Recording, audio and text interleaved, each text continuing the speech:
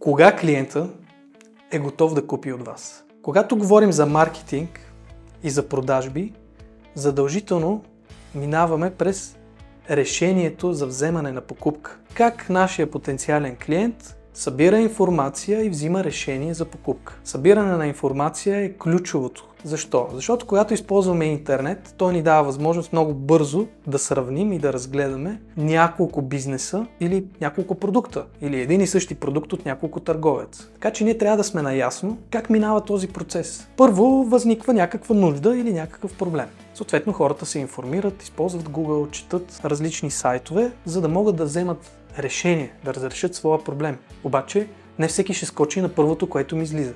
Хората сравняват, обмислят. Едни са импулсивни, взимат решение за секунда, други отделят една седмица, за да са сигурни, че взимат правилно решение. Ще четат отзиви, ще четат мнения и така нататък. Така че клиента е готов да купи, когато е събрал достатъчно информация, сравнил я е, проверил е мнение за вашия бизнес, прочел е отзивите, т.е. той иска да валидира всичко това, което вие му казвате, да провери дали е валидно. Затова прави комбинации, търси ви по име, търси мнения, търси отзиви и тогава е готов вече да направи стъпката, да ви се обади или да направи поръчката. Така че много рядко се случва, хоп, виждаме рекламата, цъкаме и звъним. Много рядко се случва, това е най-малкият процент импулсивни клиенти. В повечето случаи потребителят отделя време за проучване, за събиране на информация, смила я добре и взима решение да действа. Тогава е готов да купи от вас. Ако харесвате нашите клипове, се абонирайте за YouTube канала ни.